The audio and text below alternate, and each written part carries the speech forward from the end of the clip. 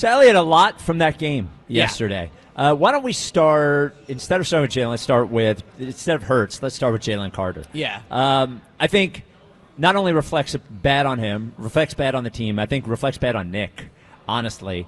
Do you think – I don't think the league is going to do anything to Jaylen Carter. Do you think that the Eagles do anything from a what's the word I'm looking for? From a discipline perspective with Jaylen Carter? I think they will, for sure. Well, they will for sure do something. The question is whether or not that's something that we see next Sunday in Kansas City. Right. And, they've benched him before, so you could argue this is, a second offense in a way. It's obviously very different types of things, but they've had to take disciplinary action against him before. And to me, you mentioned it's a bad look for Nick. I kind of disagree with that, but where I would agree with you is when it happened, one of the first things I thought about was Nick, because, no pun intended, this is literally spitting in the face of kind of everything he preaches, being disciplined, not losing the game because of self-inflicted mistakes, like playing with emotion, but playing within control with that emotion. And with Jaylen Carter specifically, it is someone he has had to talk to about this. Last year in New Orleans, remember, he was like kind of going out of control at the end, and that was somewhat okay, like it's a heated game, whatever. This is obviously different.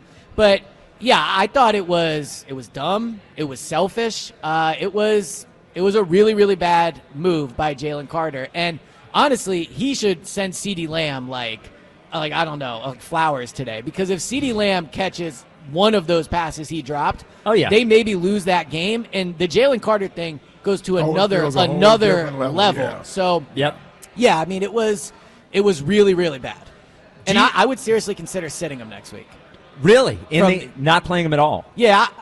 So part of me is undecided between the full game and just maybe a quarter. But I think this is a true chance to send a strong message to the rest of the locker room. Like, Jaylen Carter is a leader on the team. He is one of the best players, obviously, one of the biggest voices. Like, he's a huge deal in that locker room. So if you don't do anything to him for this, I don't know how later in the year, if guys do something, you can seriously discipline them for that. So it's early in the year. I think in a season where controlling your emotions is going to be a big part of whether or not this team is successful, it's a really good chance to send a message. I would say this. I certainly wouldn't be outraged if he was suspended next week. I wouldn't be outraged by it. And I wouldn't be outraged if they decided he just doesn't start. They sit him for, I don't know, either a half or a series or two. He did miss the entire game yesterday. I know some people question how remorseful he really was after the game. So, sorry, can I touch on that really quick? Just because as someone that's at all the Jaylen Carter press conferences, I think that's just kind of how he is. Like, I didn't get a sense of he didn't care. Like, right. That's just kind of how he talks. So Now maybe he could have intentionally shown more remorse, but I've heard today a lot, he didn't – I didn't think he was acting like – and I didn't feel that either. On it or I didn't really feel that Flippant, either. I agree with you. I think that's just his personality. Yep. As a man, and he's going to apologize. He obviously knew he did something he shouldn't have done and let his teammates down and everything else. But one thing I was, I guess, happy that I didn't hear was a bunch of justifications, a bunch of excuses, and that sort of thing. So I'll give the young man credit for that. And this is where the Eagles know better than we do as it pertains to Jaylen Carter and how much he's grown 100% since the last time they had to discipline him. If they are pleased with that growth and he's been showing the maturity that they asked of him last year, and this was just a blip in the radar, and he basically had a lapse in judgment, but everything else he had been doing is everything they expect of him and want from him, then I think you give him more leniency, right? He missed a game. If you want to fine him, if you want to sit him for the start of next week, I'm okay with that. I don't think this is something we need to prolong or make worse.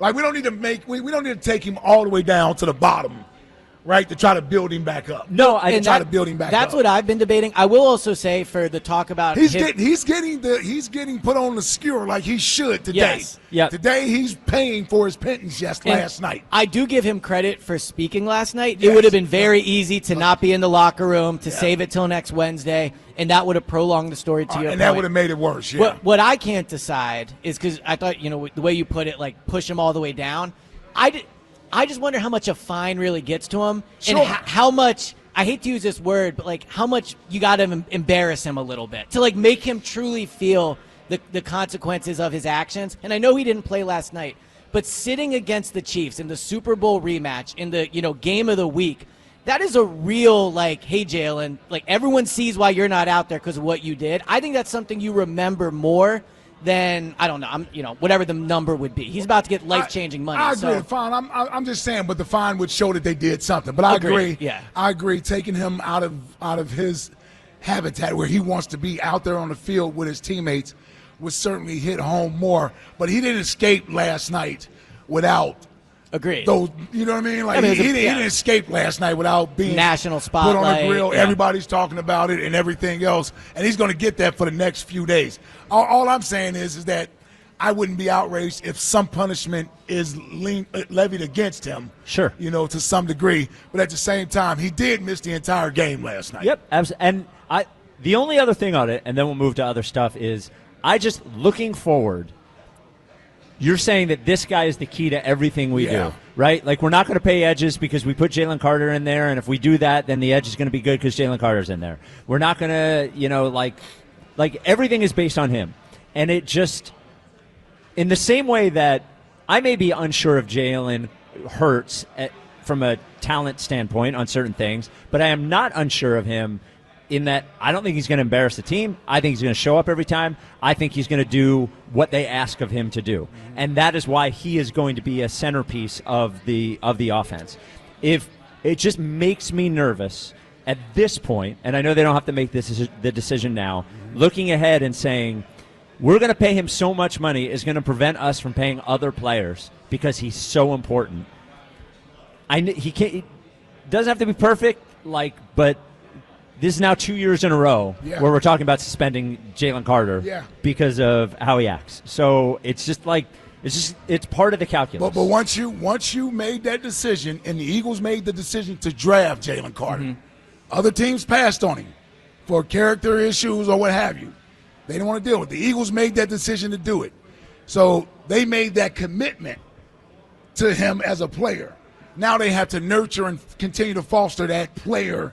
And they got to do what's best now, but they got to do it with the intention in mind of making him the best person that he can be for them, because they know he's a great player already. Now you want him to be a cornerstone, a face. You want him to be a Fletcher Cox, a Brandon Graham, face of your franchise for the next decade. Like that's the investment they made in him by drafting him and not drafting other players. And obviously he is not of those players' stature at all yet, because only been here for 3 years, and those guys were here but he's in their seat. Like when those guys got up, they put Jaylen Carter in those seats. And the last thing I would say is when they did bench him last year against the Saints, he had one of the best games of the season. He came back, and he ended up having a fantastic year. So, you hate to have to do it again, but there is a track record of you take disciplinary action against this guy. He seems to get the message and respond to it. Yeah, everybody's motivated differently. Sometimes it's by playing time, sometimes it's by money, sometimes it's positive, like reinforcement. And he, at least last year, I think, reacted to that, knew it was serious when they sat him. By the way, Eliot's appearance today, as always on Friday, brought to you by Robin Ford, online at robinford.com. Robin Ford, where cars and trucks are sold cheap. Why don't we jump to the other Jalen? Eliot, what do you think of Jalen Hurts' performance last night? I gave him a B+. I thought in the first half he was really, really good. I think he's the reason they won the game. He took care of the ball.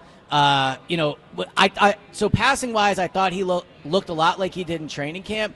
The difference is, in a real live game, those running plays where he was running in training camp are more impactful in a game, right? Like when a quarterback runs in training camp, the play's basically dead. Last night, he made a lot of big plays with his legs. The touchdown he had from about 8 yards out, I think, is the poster for what a running quarterback can do to you, because the Cowboys played that play perfectly. Like, nobody was open. They played good defense, but because he can move, they give up a touchdown on a play where they all did their job. So I thought he was very, very good. The only reason I wouldn't go to a full A is because I did not think the passing game was good last night. He had 30 yards passing before that long Dotson throw to end the first half. I rewatched the game today. In my opinion, I do not think guys were open and he was missing them. Like last year, I thought that was an issue. There were plays where it happened for sure. Like there were probably 3 or 4 plays with AJ. But for the most part, I didn't think guys were open. But the what I would say on top of that is, if all offseason and last year I'm going to give him credit for pre-snap adjustments and getting the offense in the right place, I can't just blame Patullo today because it wasn't good. So I think he holds some responsibility for the passing attack not being in rhythm last night.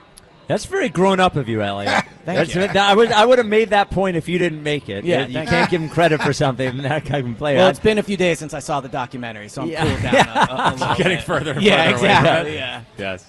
Now, there are questions about AJ's health at this point, because we can say open, not open, whatever. He's still AJ Brown, and there has to be an opportunity, 5 opportunities to still throw AJ him the ball. Brown? Well, that's the question.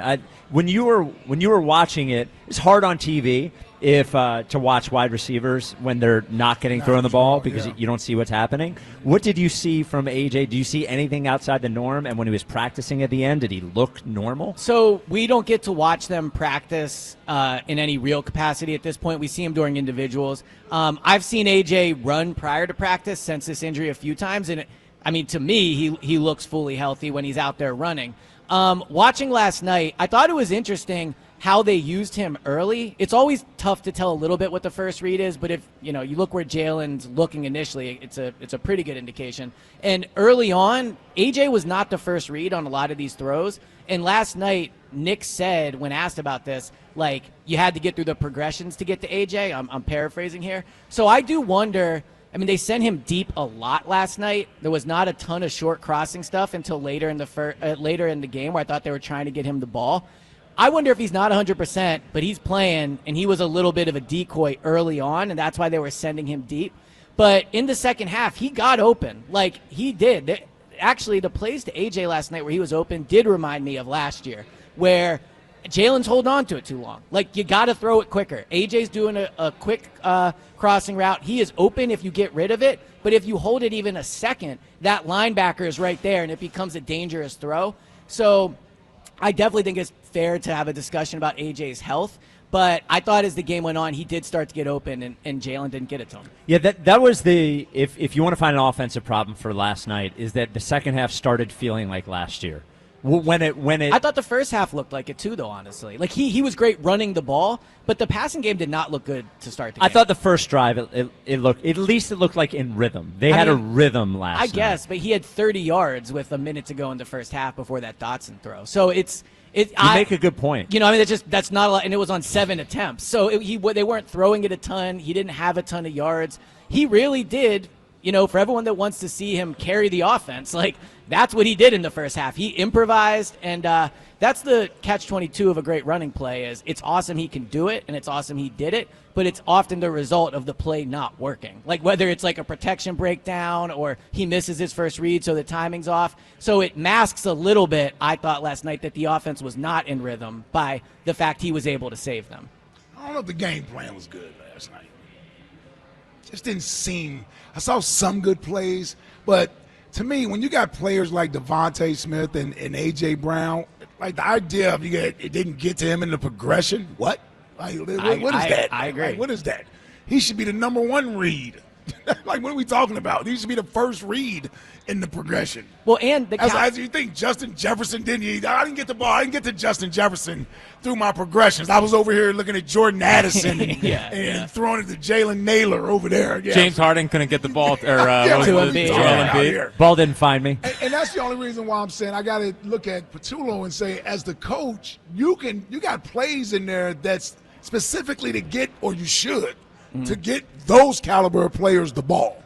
100%. I just think that falls on Jalen as well. I'm not absolving Patullo, but Jalen at the line of scrimmage decides if he's going to run the play that's suggested, and then he decides where the ball goes. So, to the Harden and beat thing, like, ultimately, Jalen's just got to throw it at AJ. Whether, even if you're throwing it low, just get this dude involved in the game to a certain degree. But you're right. They should not be running plays where AJ is not the first progression. I mean, Jamar Chase, Justin Jefferson, CeeDee Lamb have never had a game in their career where they had one or fewer targets, ever. So we can say it's only a 1 week thing, and it probably is. But players of that caliber never have games as uninvolved as AJ was last night. Yeah. Even AJ, who didn't have a ton of targets last year, the fewest he had in any game was 4. Yeah. Yep. He only had 1 yesterday. And credit to AJ, spoke last night. He did. Spoke last night. And on the Saquon touchdown run, he was blocking down the field. Yeah. So he and Devontae, by the way. Yeah, he handled it well. Yeah. 215-592-9494. Yes, for now.